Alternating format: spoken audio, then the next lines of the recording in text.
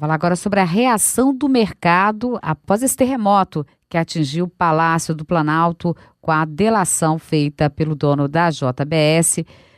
O mercado financeiro reagiu com muito pânico, entraram em pânico, o dólar cotado acima de 13,40 logo pela manhã. A Bovespa chegou a interromper também os negócios depois de cair mais de 10%. Para falar sobre os efeitos dessa crise política na economia, eu converso agora com o economista Fernando Bergalo, que é diretor de câmbio da FB Capital. Fernando, bom dia, muito obrigada pela participação. Bom dia, Andréa. Disponha. Qual é a tendência agora? Foi um primeiro momento, logo após a crise? Como é que o mercado deve se comportar aí nos próximos dias? André, de fato foi um dia de pânico, porque como você bem citou, além do circuit break da Bolsa, a gente teve o circuit break do câmbio também, os dois simultâneos, que é uma coisa absolutamente rara, e eu sinceramente não me recordo desde a queda das Torres Gêmeas lá em 2001, quando isso aconteceu. Então a Bolsa abriu caindo 10%, o câmbio abriu subindo 6%, né, e isso acionou os dois circuitos, respectivamente, do circuit break da Bovespa e da BMF. Então, isso já dá uma medida do tamanho do pânico e do impacto, né, do noticiário sobre o cenário econômico, né? Então, a gente teve uma maior alta diária do dólar em mais de 15 anos, então a situação ficou muito ruim mesmo, o dia foi de muita turbulência que deve, inclusive, persistir pelos próximos dias e semanas, né, até que se possa definir aí, enxergar qual que é o horizonte que a gente vai ter para o cenário político, né?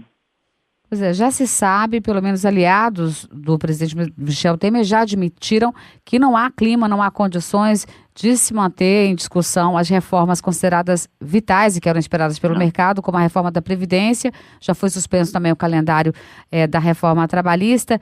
Diante disso, o que a gente pode esperar? Como é que o mercado aí deve reagir? Qual foi a leitura que o senhor fez, inclusive, em relação a isso? Porque logo após o pronunciamento do presidente Michel Temer, a Bolsa também continuou caindo. Realmente a leitura que a gente tem é justamente essa.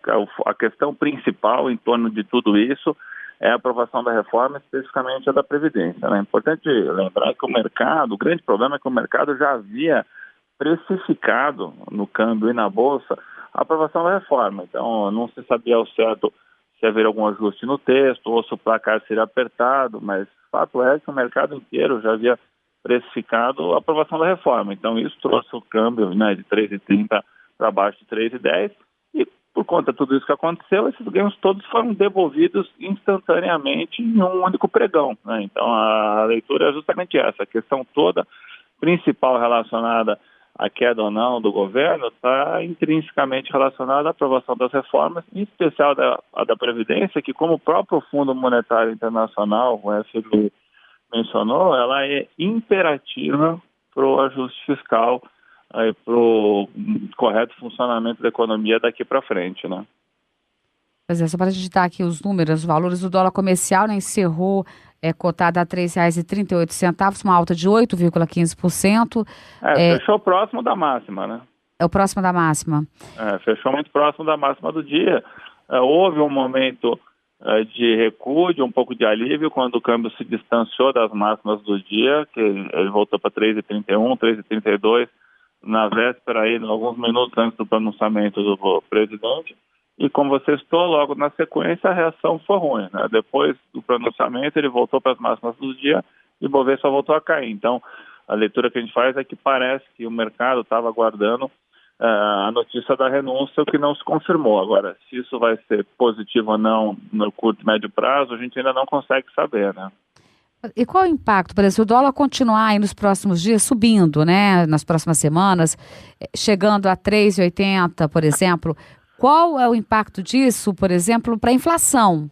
Não, sem dúvida, há uma alta, uma escalada do dólar com essa amplitude, né, como esse 3,80 que você citou, traria um problema muito grande em efeito cascata, né? Você teria um impacto, um repasse para a inflação, com isso, por consequência, você teria menos espaço para os cortes de juros que estão sendo muito esperados, né? O mercado está trabalhando já com a expectativa dos juros em uma casa decimal só para o final do ano, né? Ou seja, abaixo de 10%.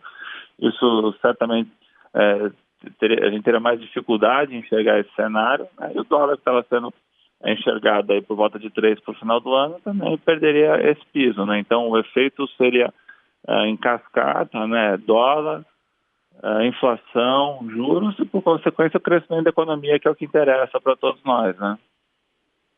Ou seja, a gente está diante aí um cenário de incertezas, né? Não se Não, a sabe o que situação, esperar. sem dúvida, é muito ruim, né? Fazia tempo que a gente não via o cenário político contaminar com tanta intensidade econômica. A gente viu isso recentemente, né? Às vésperas do impeachment da Dilma, na eleição dela, na reeleição dela. Agora, com a magnitude de hoje, de ontem, na verdade, no último pregão, isso a gente não via faz tempo. Então, o cenário é muito ruim, muita turbulência, muita volatilidade a se esperar pela frente.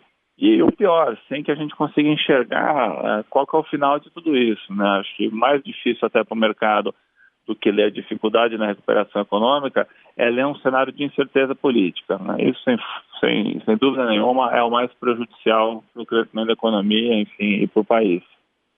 A gente vinha aí nas últimas semanas apresentando alguns dados positivos, né, de recuperação econômica, como um aumento no número de contratações no mês de abril, né, com uma redução na comparação com o número de demitidos aí, um dado positivo, também com relação ao PIB. E havia também uma expectativa aí de melhora no rate, né, naquele selo de bom pagador do Sim. Brasil. Como é que isso fica agora? Quer dizer...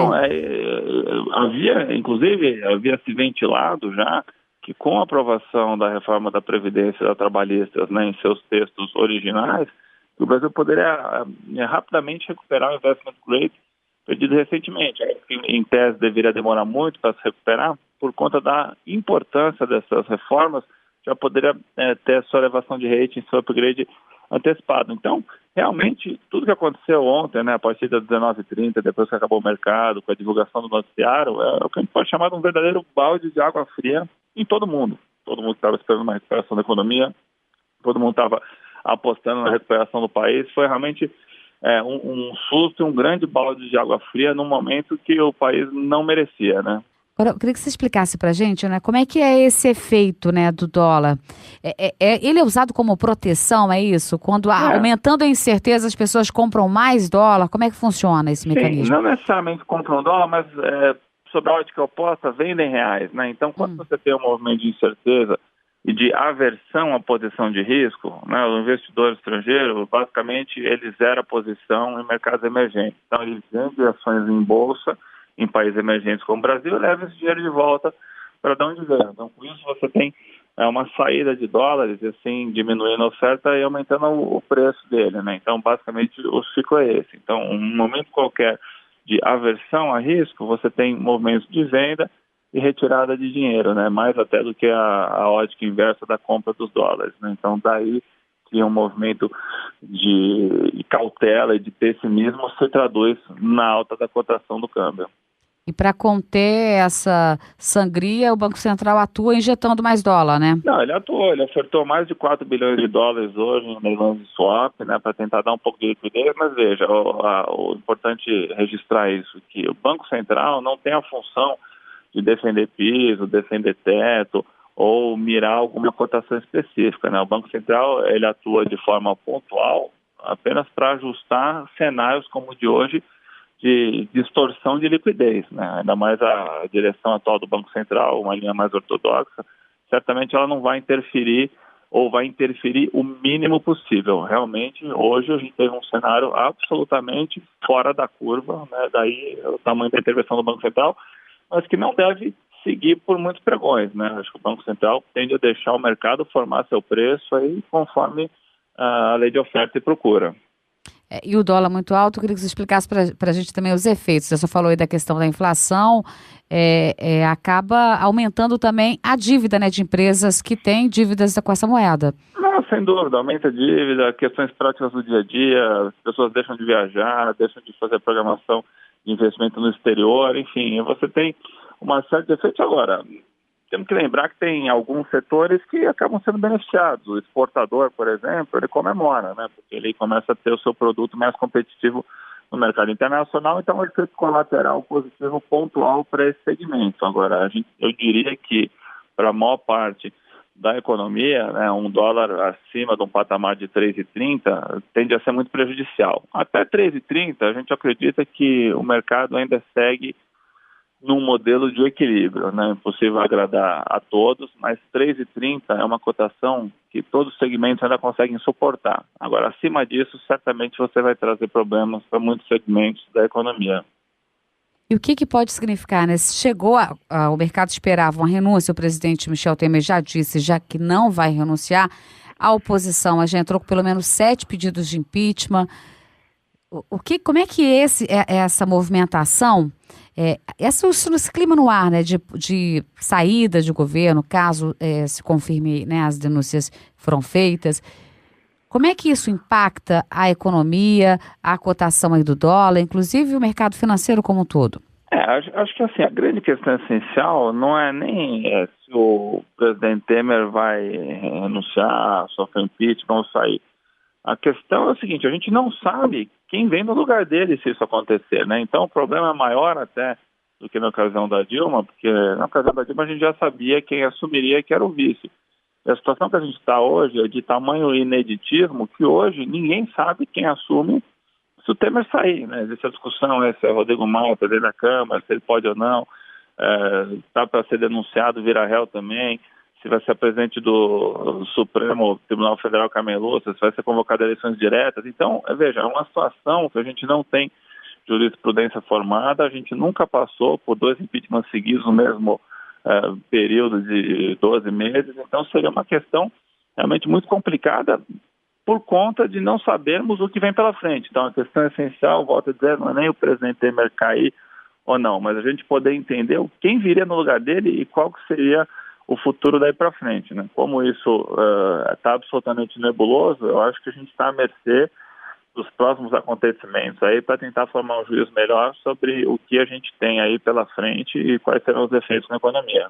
É uma situação complicadíssima, a gente fica todo mundo na expectativa, né? Porque a gente está falando aí, mexe com a economia, mexe com a vida de todo mundo, porque quando a gente fala no mercado financeiro, muitas vezes a pessoa acaba achando algo mais distante, mas isso afeta o dia a dia das pessoas, como você citou aí.